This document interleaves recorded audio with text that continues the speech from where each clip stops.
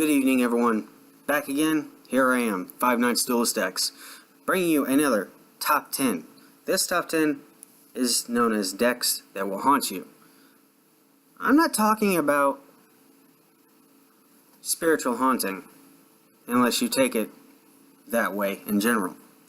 I'm talking about haunting as in you get so salty with the players that are playing it against you that you rage quit the game. Starting at number 10, Clown Control. Anybody who's anybody knows what Clown Control is all about, what it stands for, and why people hate it. Get out Damage Juggler and do all crazy kinds of shenanigans. On to number 9, Malicerverus. Spoon, fork, knife, rank 2s, spam out the butt. It's not exactly the easiest, or it's not exactly the hardest to get around, but they can get annoying quickly. With Allure Darkness at 2, and people starting to use Into the Void again with this deck, it can be quite a problem. On to number 8, Gimmick Puppet. I love puppets. Creepy little puppets. Now, you all know about the string puppets, you know about the Leo puppets, but do you know the real annoyance of the puppets? Their real use, and why I put them at number 8? Is they have the string counters. During their next turn, they blow up all your crap with the string counters, and you take damage for it. On top of that, their Leo can automatically win the game. And on top of that, once more, they have that Drury doll. Some kind of dead girl in the coffin. Kind of creepy. But it usually starts off all their combos, besides cards like Trade In, and Advanced Draw. Freaking hate Phoenix Chains. Anyways, on to number 7. Umbral Horror. Just like Malicerverus, Umbral Horror is a bad deck to deal with. But it's also an easy deck to deal with. Just depends on what deck you're using. Oh, that's like any deck these days in Yu-Gi-Oh! Umbral Horror is the 2 level up big brother of Malicerverus. To where Malicerverus are level 2, Umbrals are either level 1 or level 4. Their ace in the whole card is Masquerade, which can negate any monster's effect in hand and deal out 800 damage. Without detaching a material, once per turn, you can send a card from your opponent's hand to the graveyard.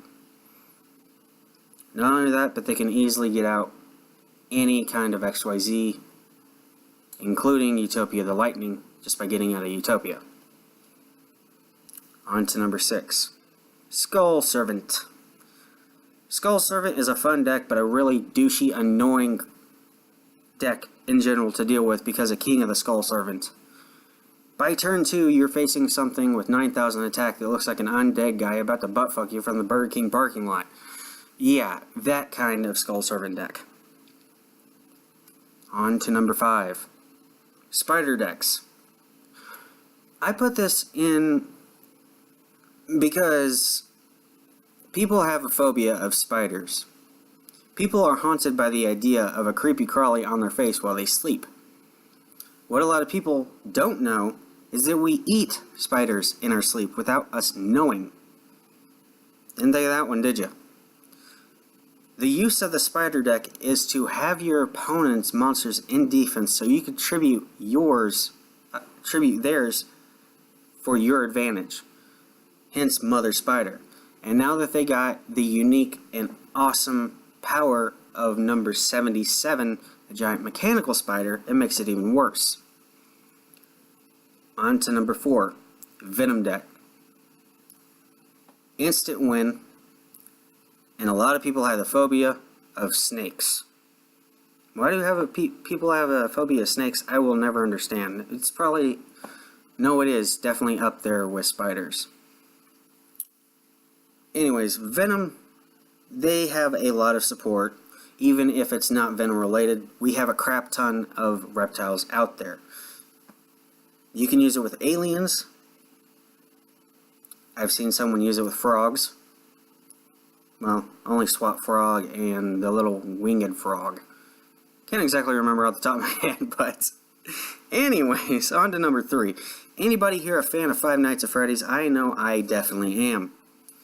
Fright Fur. You may have heard of the archetype called Fright Fur. Cute little fluffy animals at first until they fuse. Then they turn into something that wants to rip your freaking face off. We have the sheep, the Leo, the tiger, the chimera. It doesn't matter. It's all annoying. On to number 2. Fabled. Why this deck has haunted people for years. You ever heard of Fabled Quasar? I'm pretty sure you have. You go Librarian, into Reagan, into that level 2 tuner, Synchron tuner monster thingy, and then into Quasar. It's the bane of, I think it was like the 2007-2008 list, and it is still very much so able to wreck shit. On to number 1, Burning Abyss. I love the deck, I hate the deck. I don't know how to explain it other than this deck can and will be better in future years to come. With the use of now 3 Dantes, we just need Scarm to be hit so Graph can go back to 2. Or any of the others. We also have Beatrice that just came out.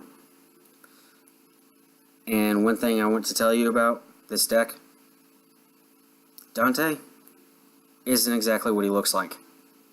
I have seen an actual picture of Dante.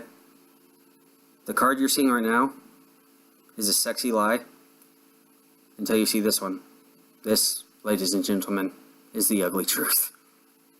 Dante was not hot whatsoever, never good looking. He was also a cardinal. I hope you all enjoyed this, because I know I definitely did. Top 10 deck that will haunt you. Comment, rate, subscribe. My name is FiveNights Duelist X, and as always, I will see you guys back in the darkness.